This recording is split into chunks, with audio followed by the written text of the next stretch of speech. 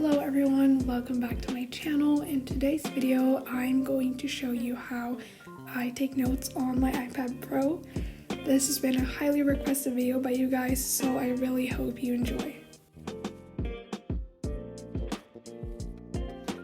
I have the 2020 11-inch iPad Pro in space gray. It has 128 gigabytes.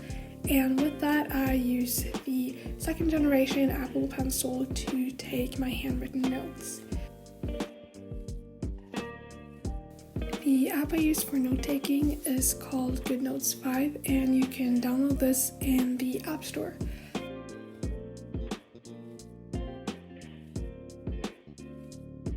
I did research before downloading GoodNotes 5 because I know a lot of people use Notability, but this one just seemed to fit more for what I wanted to do.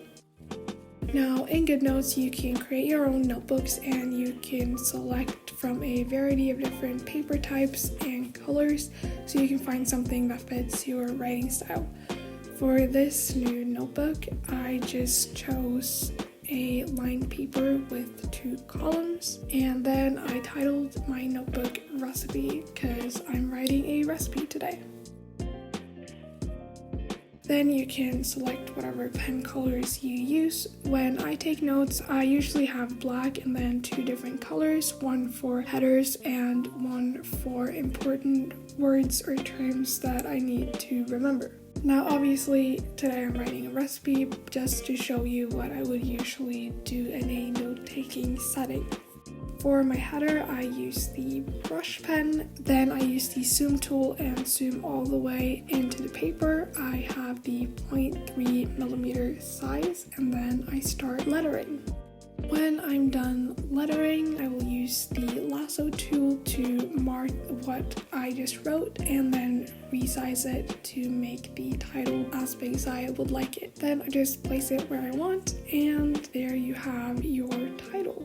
In a lecture, I will usually add the title that I letter as the last because I do that mostly for fun, and so I don't really have time to do that during the lectures anyway. You can also put in illustrations and photos. So here were some macaroons that I made in another drawing app. And one thing that's really nice is that if you find out that your paper didn't really fit, you can always change it. Now I just changed the paper so that the smaller column is on the left-hand side, just so that it would fit better with the illustration that I wanted to incorporate. Now I'm going to create some subheaders, and then I will select one of the other colors and I will use the fountain pen. Usually when I write notes, I will do a simple all capital letters subheader just because it's a lot quicker and more convenient if you're in a lecture hall as well.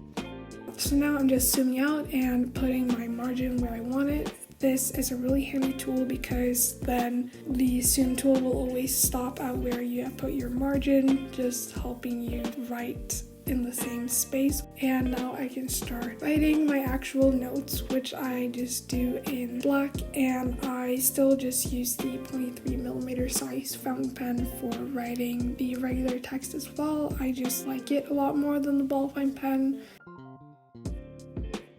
Here's another example of how I write my subheaders. Now I just selected the brush pen, and this way you can make thicker capital letters. It's still easy and quick to write, but it just looks a bit different, and that is really convenient to use, especially during lectures where you don't really have time to be lettering a lot.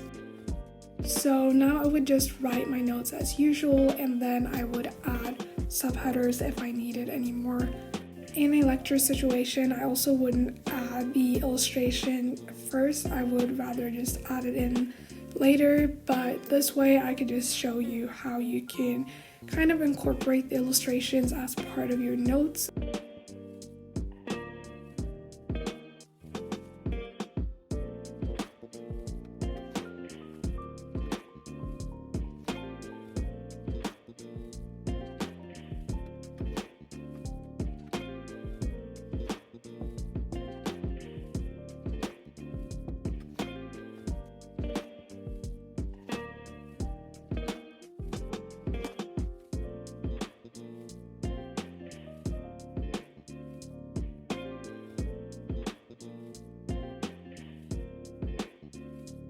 Now that I've done writing all my notes, it's time to do a little bit of reorganizing.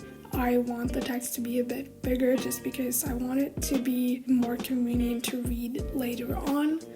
And so what I do is just resizing the text to fit the page better and reorganizing things.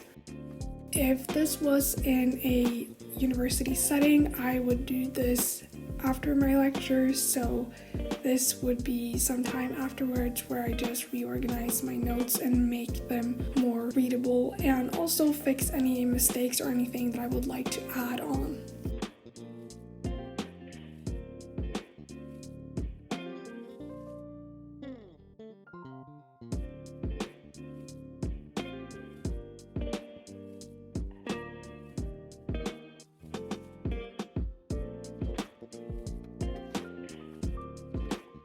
While reorganizing, this is also a perfect time to add your illustrations. So as you can see, I'm adding more photos of macaron and then incorporating the text into the photos to make the notes cohesive.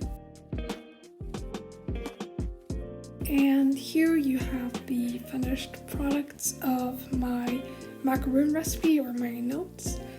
I really liked how it turned out, and this is generally how I would take notes in a regular setting. I really hope you enjoyed this video and that you got some tips on how you can do your note taking, whether or not you're doing it digitally. Thank you so much for watching, and I will see you in my next video. Bye!